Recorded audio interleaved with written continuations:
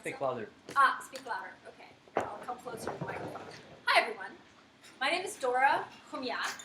I'm with Razom, visual aid, because we haven't made a poster yet. Welcome to the next in the series of RazomIT Presents. This is a conversation that we're doing every month to bring together people who are interested in the intersection of technology and Ukraine, who happen to be in New York. So just a little bit of background, some thank yous, agenda, and then we'll find out more about cool stuff happening in Ukraine. The idea of this came out of really copying what was happening in New York about 10 years ago. So about 10 years ago, believe it or not, people in New York, very few startups, very few investors, no one knew anything about anything. And people started getting together and having conversations and showing demos and talking about their companies. And now, show of hands, how many people have been to the New York Tech Meetup? 800 people, sells out in the first hour. So that started like this. So I'd like to see a similar thing kind of happen. Not necessarily that it has to be 800 people, but it needs to grow, however we measure that. So Razom is a nonprofit that we came together about 2 years ago out of Maidan. Now our focus is threefold. We support the development of a tech startup ecosystem in Ukraine through a variety of programs like this. We make screens, we did. We run a program called Reformers Without Borders, where we embed people for 3 months to work at the regional level in Ukraine, at the oblast level, to bring together activists with civil servants. And we have a partners program where we collaborate with individuals and organizations and help, like, they've got 80% of the idea, we help them get through to the last 20%. So, for example, a program that we're doing next, that has something happening in New York next week, is RazomIT Radio. That's a public radio in Ukraine. They broadcast for 12 hours of original programming every day. They've been around for about 2 years. 7 of them have gotten a grant from the U.S. Embassy in Ukraine to spend a week here, and we're helping them make meetings with WNYC, the public radio here in New York, as well as National Public Radio in Washington. So stay tuned, we're going to have some get-togethers with those guys too. So Razom's mission is to build a prosperous, successful, democratic Ukraine that's a responsible member of the global economy. What better way to do that than to encourage entrepreneurship in Ukraine, and center of the universe that New York is, making sure that the voices of entrepreneurs from Ukraine are heard here and are part of the conversation. So this is our 7th IT talk, and our first one where we can officially thank our incredibly generous sponsors, looking into the camera. The Self-Reliance New York Federal Credit Union has granted us a chunk of change to be able to have refreshments and use the hall here. So thank you to the Self-Reliance Credit Union and to all the Razom volunteers who make this happen. Don's web streaming, Anya put everything together and got all the food together. Nastya is live tweeting the whole thing. Tanya came up. Tanya's having some of the beverage. We're a volunteer organization, and we can't do it without volunteers and donors. So we have a box in the back. Should anyone want to contribute, we will get you a tax receipt. Today, we've got a couple things on the lineup. Jakob is going to tell us about Beetroot and all kinds of cool things that Sweden does in Ukraine. Alex is going to talk a little bit about a new program we have coming up, Are You Serious? I'll come back and tell you about where our after party is going to be and other programs that we're doing. So, with Jakob, come on up. Thank you. Jakob is with Beetroot. I'm not going to get into a long bio of who he is, because you can look him up on LinkedIn. And there's his name, but you had to add the first few letters. But he's from Sweden with some family roots in Poland. And he wound up in Ukraine in a way that I hope he'll tell us a little bit about as he talks about what Beetroot is and what Beetroot Academy has done. So he'll talk for a few minutes, we'll have questions. Line up your questions. Okay? And you're welcome to get up and get a beverage and sit back down again. Any questions? Did I forget anything? All good? All right. All right. Take it away. Oh, So, you know what we didn't do? We didn't give you a clicker. I'm going to get that for you. get the clicker. I'm going to get the So clicker. basically, hi everyone. Let me give you a little bit of a background, perhaps, to Beetroot. Beetroot is a Swedish company, but primarily based in Ukraine. We have 80 people in 3 offices, and let's see how this works. Hang on. Sorry, this is the one thing we didn't check. No, you don't. Otherwise, I can just click on the. Yeah, we're going to plan. Alright. Okay. So you don't have to do that. Oh. All right. Okay.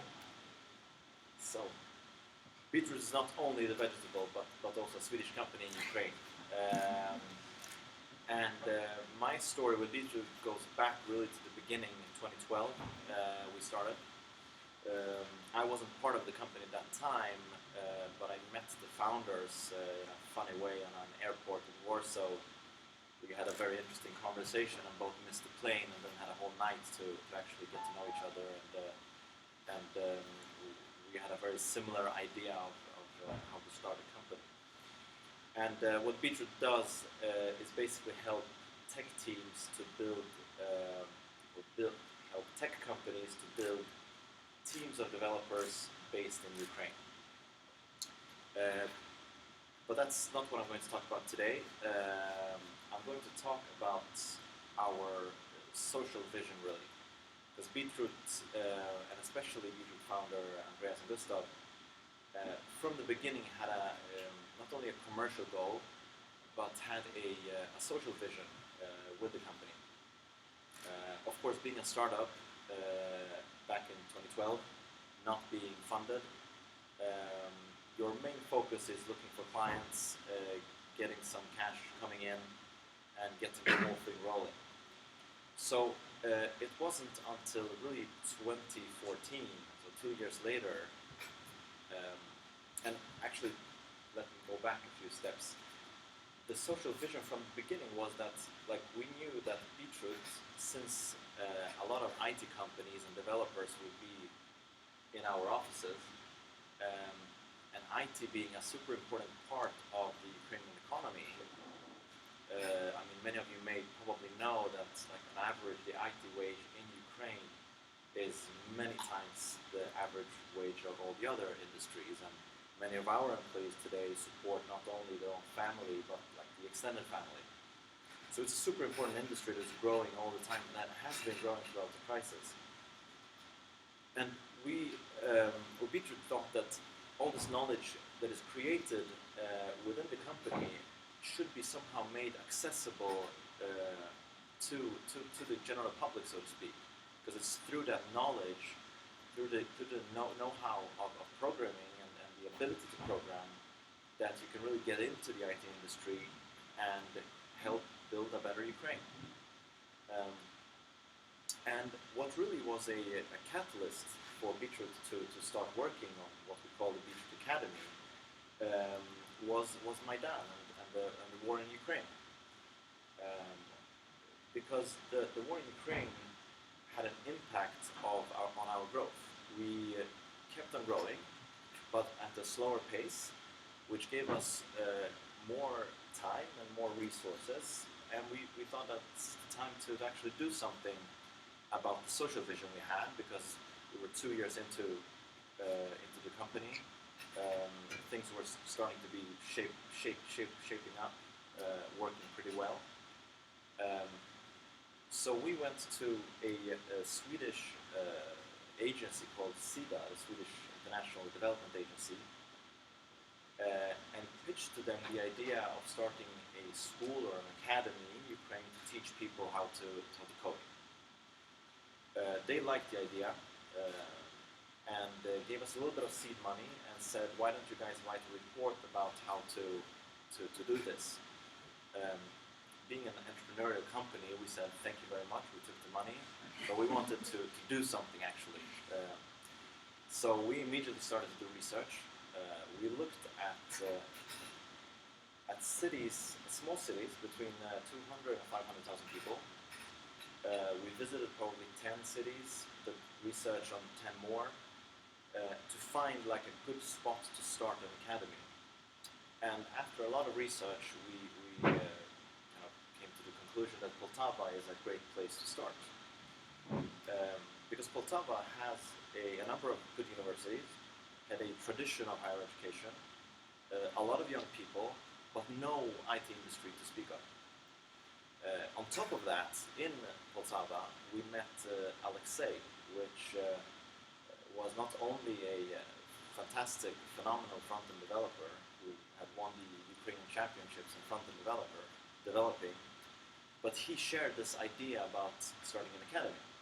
So just our roads, like many things in the history of Beetroot, the roads just crossed, the paths crossed, and we said that why don't we do this together? So Alexei, together with a small team from Beetroot, started the project of actually setting up an academy. They found a place, an old shoe shop that went out of business. Got perfect location and beautiful shop. They set up a curriculum, and they started to market the idea and the course.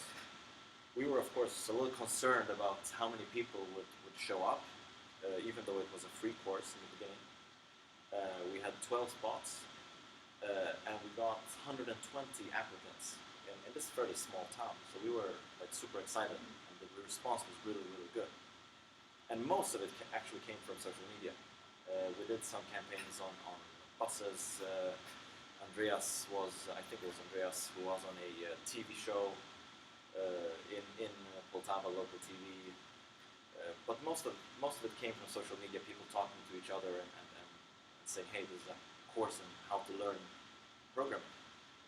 So we had to do a quite rigorous process in selecting those 12. So we did like an English test, a test on basic knowledge of IT, testing logic, and eventually we picked kind of 12 candidates. And 3 months later, this was a 3-month course, 3 months later they graduated.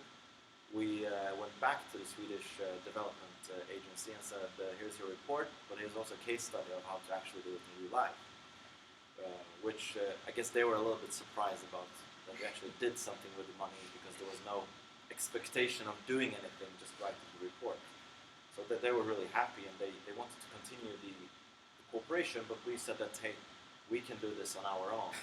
So we presented a report how to do it in a public-private partnership way, but we said, here you go, but we're going to do this as Beetroot on our own, so to speak.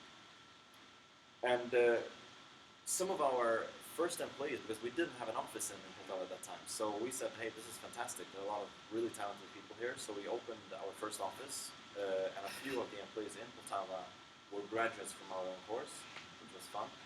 And now we have, I think, around 30 people in Poltava doing mainly WordPress development. And they're all from like very senior guys, like Alexei, to very junior guys that have just graduated from the academy and are learning how to become developers. But it's also important to mention that from the beginning, the idea with the academy was to educate people in practical skills that can immediately translate to a job. We were roughly at like 50% success rate, so to speak, in number of people who actually get a job after graduating within the IT industry. And the kind of second step in the history of the Beetroot Academy was when United Nations Development Program set out a tender for educating internally displaced refugees in coding. As you know, the war displaced almost 1 million people, and with the help of the Japanese government, they funded the program. UNDP set out a program to educate people in the program. We bid for 2 locations, which was Poltava and Odessa. We won the bids, and just 2 weeks ago, 60 people graduated from that program. And we hear that it's one of the more successful educational programs that they do, that UNDP have done in Ukraine. So we're super happy about that. Until today, we've had almost 100 graduates. We're still at around 50% success rate, so to speak, or I mean, our success rate, I guess, is larger, but 50% of the people that graduate get a job within the IT industry. We try to help them as much as we can through our contacts. Some of them get a job at Beetroot. Since it works so well, we're going to open an academy in Odessa and one in Kiev as well. And our goal and vision is, of course, to open academies all across Ukraine, potentially all across former Soviet republics. But for now, there's so much work to do in Ukraine. It's a large country. Many people, even from Sweden, forget this sometimes. There are 100,000 IT engineers in Ukraine. So there's like unlimited potential in the country. That's what we believe, and that's why we are there. So that's basically our story of how to help Ukraine and combining the commercial aspects of the business with the educational aspect that translates to actual jobs and people earning money in dollars. So thank you very much for listening, and time for questions. We also have actually the founder, I guess, on Skype. We can Skype him in. Do you wanna? He was a part of building this whole thing. Oh, there he is. Yeah. So you'll be able to ask both of them questions. Yeah. That was the car that was the first Beetroot office, really. Hi there. Hi. Hello, Andreas. You can see us there. New York is calling. Nice. It's like midnight here. Welcome to New York. Thank you. Thank you. I would love to be there live. Hi. Or like in real life. Hi. Well, you're on the screen. You can hear me. It's Dora. You're on the screen, so a room full of people can see you, that you can possibly see. So welcome to the, I don't know what to talk to. I'm going to talk to the room. Welcome to the RazomIT event. And we just started, just about to open the floor up to questions about why you guys started Beetroot and why you started Beetroot Academy. And so I'll kick it off and then open it up to everyone else. If each of you could talk a little bit more about what process you went through to select Ukraine. Because like there you are in Sweden, being Right. Swedish. So I guess Andreas could answer that question. Did you hear the question? Yeah, I did. So it was a bit of a process, going through several stages actually. I mean, we from the very beginning, it all started actually with me and Gustav, the other founder. We had learned Russian in different ways, and we wanted to build a business somewhere in Eastern Europe where we could use Russian language and where we could basically where we could make some kind of difference. That was the main idea, and just after that we decided to go for the IT field, and we went for the IT field because it's fairly easy to get started, and it's also you don't need a lot of capital to get started basically. And after that we evaluated Russia, Belarus, Ukraine, Moldova, and we decided for Ukraine for two main reasons. One, the potential in terms of access of good engineers and competence to cost ratio, to be frank. But the other, and maybe the even more important factor, was that we felt super welcome in Ukraine when we came there, and we have felt so since. So I mean, I've been living in Ukraine now for the last 3.5 years, and I mean, especially with the period of time that we have been going through with Maidan and war and so on. We are really happy that we picked Ukraine and nothing else in that evaluation at the time. That's neat. So that's motivation to make sure that I encourage my kids to have good manners and be welcoming, right? Because businesses will come to you. So now that you've been in Ukraine for several years, both running a business and launching and running the academy, on the academy itself, what was the biggest surprise for you after you got you had 100 applicants for 12 slots. So that was a surprise. But once you started training people, I mean, I guess one of the things that we see throughout, and correct me, you're more involved in it, but one of the things that we see is that the quality of people in general is super high. So you get like really good students in a not obscure, but a very small city far away from the capital that has no former IT industry, and there you go, 3 months later, these are kids that can program and do amazing stuff. And we have one example of a kid that was 17 when he joined the academy. He's now 19 and he's a team lead. So I guess that's what I think. Andreas, do you I can add upon that a bit. I mean, because as you all know, the IT industry is very developed in the big cities, in the top 5 cities in size, and it's surprisingly undeveloped in other parts of Ukraine. And I think what we wanted to prove with the academy, and what is proven now, for us at least, is that the potential in all these cities which are from 200,000 to 500,000 people, it's huge as well. It's not a lack of good brains in these cities. It's just still a lack of opportunities, and that's something that we are trying to change. And we would be really happy to start the academy not only we will start in Odessa and in Kiev during the summer, but we would also like to roll it out in more of these like mid-sized cities like Kremenchuk or Kirovgrad or even Kramatorsk or Rivne or like Zhytomyr. Like there are so many cities where this could be done. cool for the decentralization. Does anyone have any question now? Yeah, I have a question about thinking about job placement and thinking about partnerships. So I think as most companies start these kind of programs like they're helping placement through friends of friends or through networks. And I think something like Amdala has done really well, right, where they train students in Nigeria and then they really place them directly with businesses.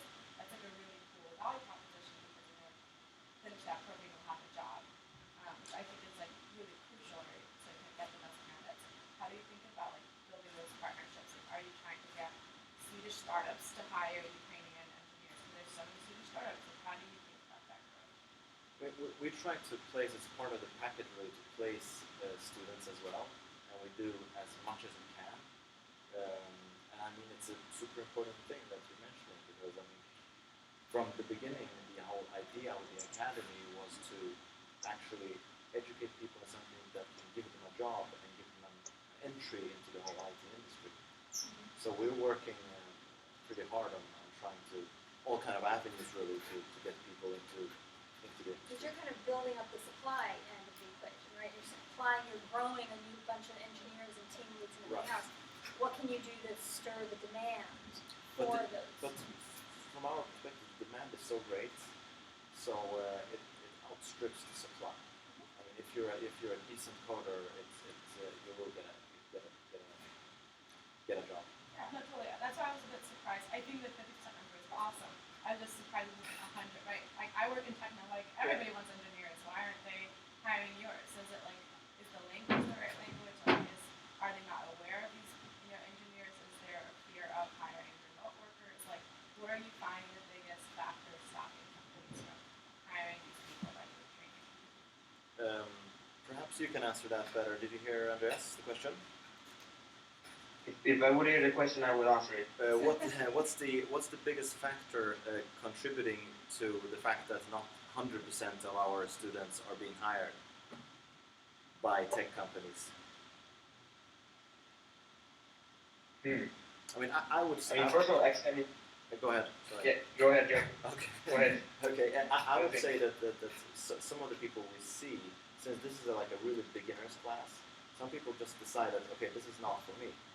Or they don't want to actually make a career switch, because making a career switch is a big thing. I mean, they may have a job that may not pay them that well, but they're not willing to take the risk. That's one aspect that we've seen. So they opt out after learning. The students themselves opt out. Yeah, exactly. They don't want to go. Yeah. They don't want to take the job, or they want to be where they are. Or they think like, okay, IT is interesting, but it's not really for me. Do you have anything to add? I will also add to that I mean, learning web development to a level where you can get employed in 4 months, it's challenging, right? You need to be super motivated, and you need to have some talent for it as well. I'm sure that if we would also be able to offer, let's say, 12-month courses, that we would be able to get an even higher percentage of employment afterwards. And that's also in the pipeline of new development, that we will develop several modules where you can build upon your knowledge. For some people, it's enough with 4 or even 3 months. But usually, like when you start and you have some kind of not a coding skill, but you have at least good user experience with the computer, a fairly logical mind, and so on.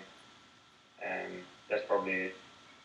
Yeah. Although we have people who come from completely different spheres who also do really well in the courses. I guess we can add as well that our students are people who have no programming background, so they're skilled with the computer, but they're starting from zero.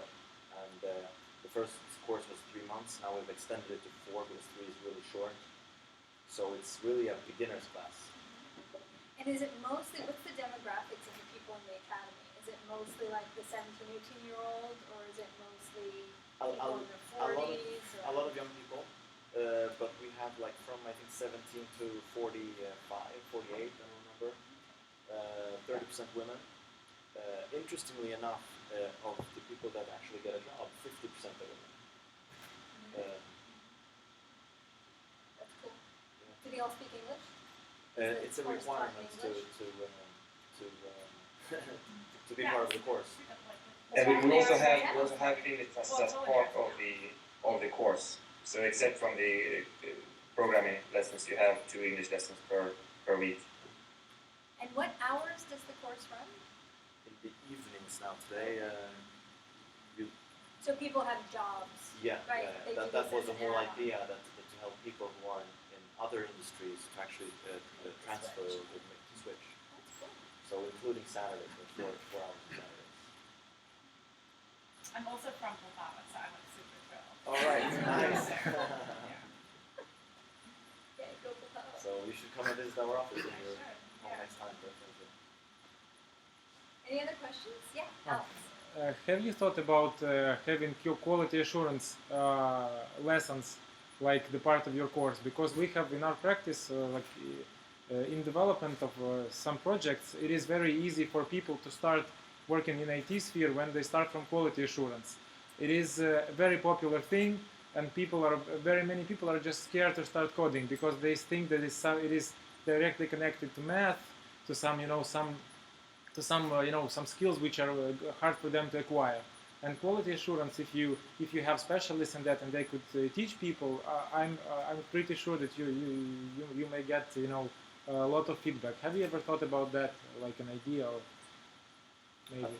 Andreas, I guess I can answer that. There are several courses in Ukraine. I mean, in the big cities, who offer quality assurance, and to be honest, the market has become a little bit overcrowded. The market is not able to employ the amount of quality assurance engineers that comes out. I mean, that having said that, you're right, definitely, that it is a good starting point, and there is.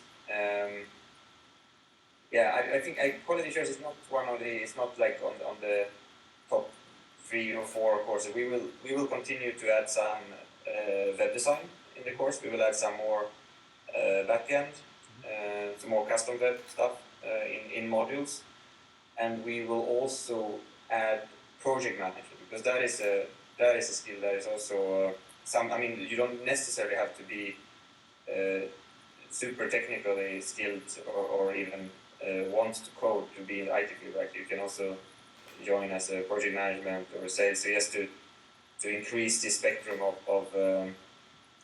talented people who can join the field, basically. Would you like to ask another question, or someone else have a question? Hi. Yeah, what are the teachers? So the first teacher was Alexei, who we ran into in Poltava. And now we have also tried to take some of the really talented developers we have in Odessa and teach them how to become teachers. So they spend a little bit of their time teaching, actually. This is one of the big challenges, but it's something where it's probably one of the most important things to work on, because to find really good teachers is what will really determine the success of the academy. It's both one of the main challenges, but it's also one of the main opportunities here. That because most IT courses are taught by people who are not necessarily working on a daily basis with programming. So the on the strong side of having teachers who are actually working daily in the industry is that they are really up to date with what is going on, and I think that's also one of the success parts of the program, that we teach. It's a very practical course. You get a lot of you code real websites, like we focus on getting enough knowledge to be able to code a website independently, which basically means that you can do you can do freelance job if you want, or you can you're able to be employed. Because the thing is, the universities in Ukraine, they are not bad. I mean, in terms of theoretical knowledge, they are. You get and if you really study there and not just go through it, but if you really study, you get you can get a good theoretical knowledge. But when you finish university, you don't have the practical skills to be able to actually perform the job. So that's also one part that we help with, to have a more practical focus. Well, I'm going to give the last question to Vadim. Do you have any plans on working product company out of this academy, and this will create demand? The product company. Do you have plans to launch a product company? Well, these are secrets that we can't discuss, but maybe Andreas can say something. It is being live streamed, I should have said. This is going on heard YouTube. this much. Larry and Sergey Yeah. and everything. You know, it's much easier way to create supply by teaching people, but much harder to create demand gradually, especially in the cities. You heard the question, or? I heard parts of the question. Can you repeat the? So the basic essence? question was whether Beetroot has plans to create a product company out of Beetroot in order to create more demand, really.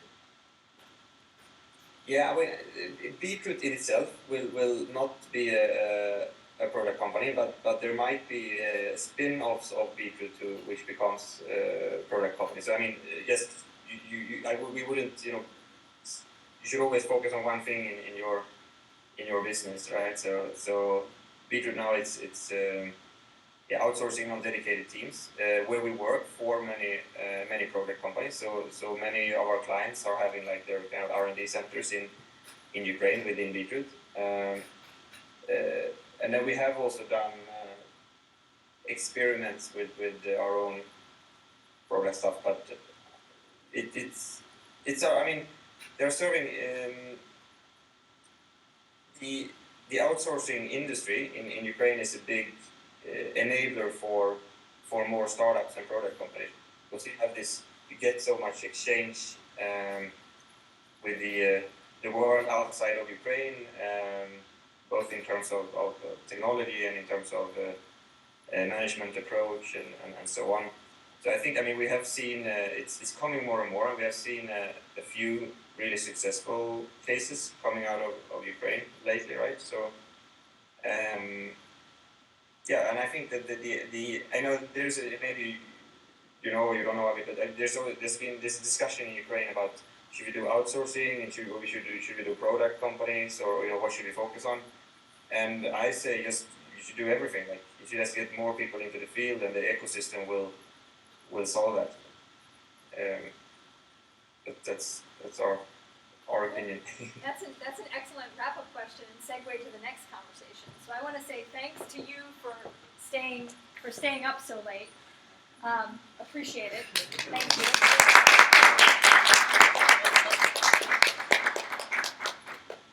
And we'll see. Thank you for coming. We'll see you in New York sometime. Come over to New York. Yeah. I'm going to ask Alex to come up and talk about some of these product companies that are coming out of Ukraine. And as we get your slides up and ready, why don't you introduce yourself as a new New Yorker within, with a product company called? I came from the art college and quickly to work out it's a good employee competition. Love that. Way to go. Way to go. And surprise, Alex. You want to introduce yourself to everyone? Say hello. Yeah, my name is Alex, and I'm from Ukraine. We make a game in Ukraine, and basically we are looking forward to having office in New York as well, but a bit later this year. And I'm here looking for stuff. And the name of the game? Yes, it's Fishing Planet. It's a game about fishing. So, Fishing Planet. Yeah. Fishing Planet. A million downloads, you said? yeah, 1.5 million users, and yeah, we were just half a year like we started. So basically, we are a startup yet. 500,000 people on the planet, and you don't need a spacecraft to get there. And a lot of them fish. Yeah. Here you go. Cool. Here, that way you don't have to look behind you. Alex is going to tell us about more product companies. So Jakob did a great setup for the next talk. He highlighted the reason why we're all here. And who remembers what's the day today? How this day is special for the humanity? This space. Yeah, I'm here in Gagarin. You can also say Korolyov. Day of space. So 55 years from today, it's when our parents were born before. There was no proof that we can go away from the planet, that we can break the gravity. And there was this guy from Zhytomyr, from a small city like Poltava, and he became chief designer of a spacecraft, and they succeeded 12th of April 1961. That's the first human flew to space, came back live, everything was I fine. did not know that. Was April And that was a revolution. Admit my ignorance. It's going from industrial age, having machines, all that, to high tech, to high precision electronics. When my dad was applying to university, he chose physics because everybody was amazed with astronomy, with physics, with spacecraft. Then, when I was born, there was only a dream, having personal computers, networks. It all happened. When I went to high school, I chose CS because that's when it was all happening, this revolution. And then, when you hear about Jakob's story, you hear about those people who got that legacy of engineers, of computer science, and then some of them are hungry enough and foolish enough to start their own companies, and they want to get out of a shoe shop and start selling it globally, and they need expertise, they need ecosystem, they need funding, they need knowledge, most of all.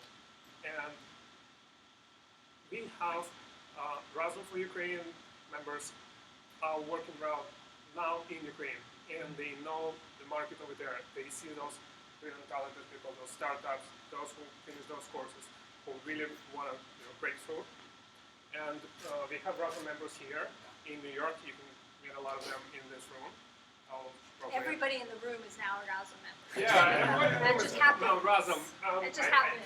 I You're did a it Razom on purpose. volunteer. Like you can see live, our team is growing, and like growing every day and every minute probably.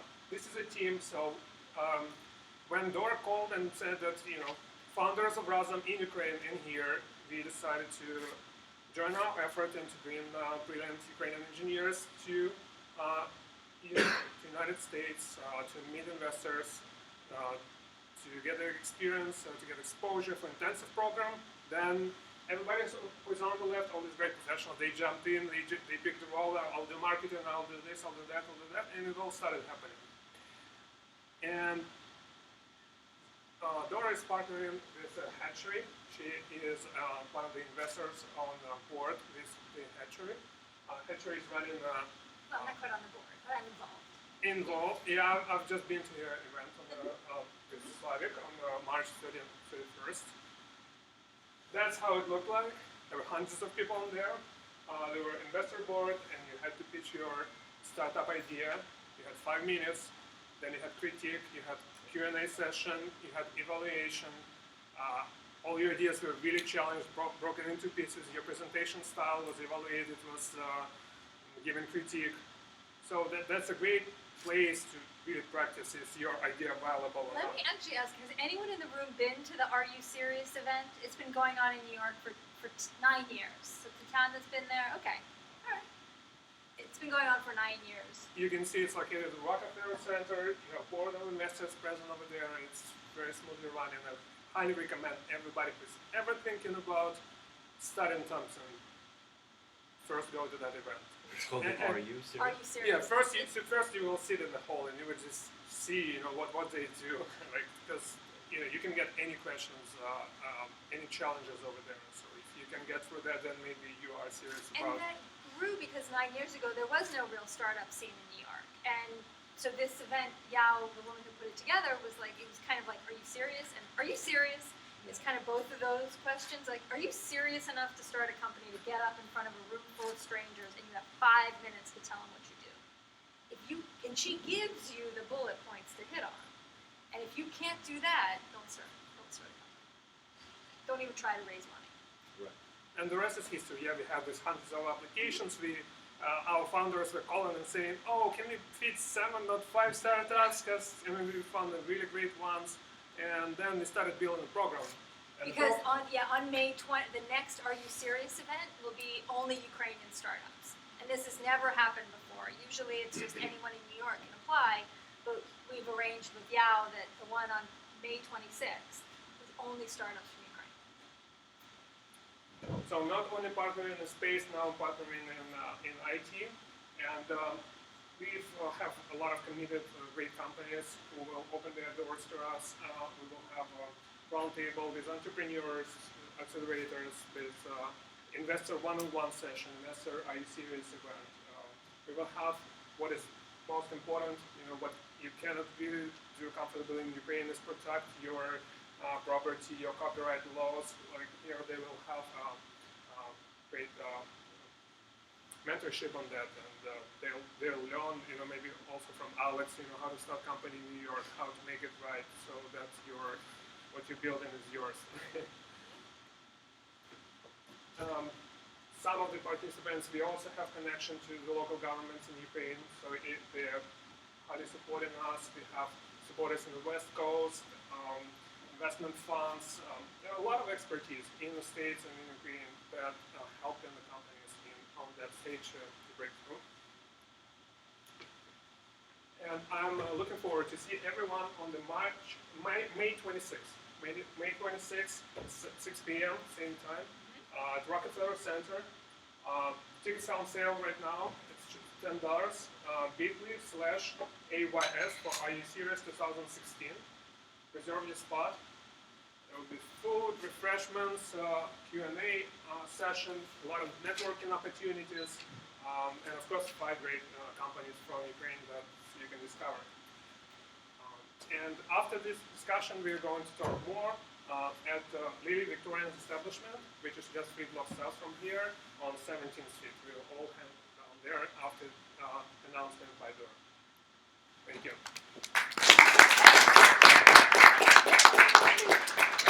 So what that means is we're going to be asking everyone's help to pull this thing off, because this is our first iteration of bringing 5 founders over and doing Are You Serious? So we'll hit you up for that. Another cool thing that we're doing is something called Experiment 42, which is also kind of a beta test. We have a partnership with Columbia Business School. Anyone go to Columbia? Columbia? Okay. Yay, Columbia. So Columbia Business School has a course called Launch Your Venture, and they'll teach 2 modules of Launch Your Venture in a pre-accelerator program in Odessa at Terminal 42. We're calling the thing Experiment 42. It's starting on April 25th, so tell your friends in Odessa to go online and apply to this pre-accelerator program. It's going to run through 6 weeks.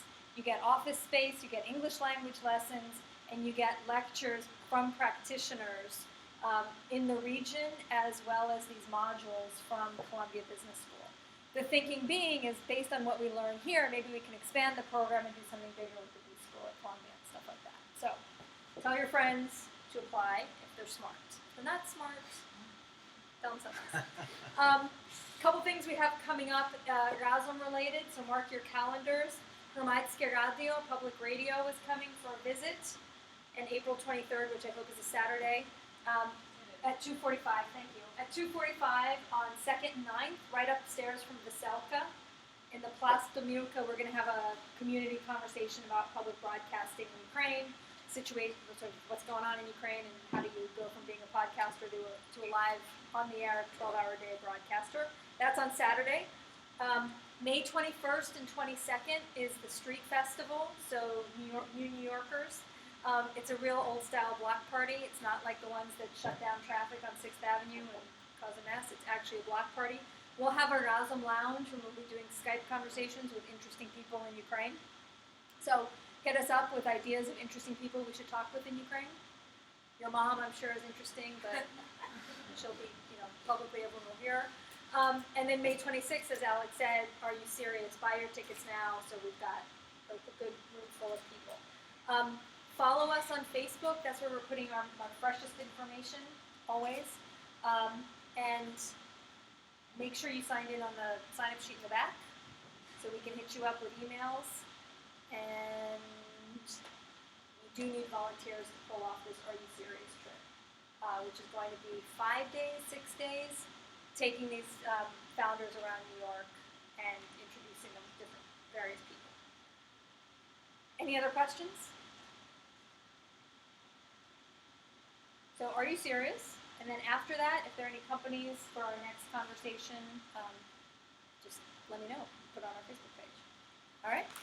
Thank you. Thank you. Thanks to everyone online. Do you want to turn the camera around and show it to everybody? And a huge thanks to all our sponsors and volunteers. Bye, everyone on the web stream. Thanks. And I would just ask,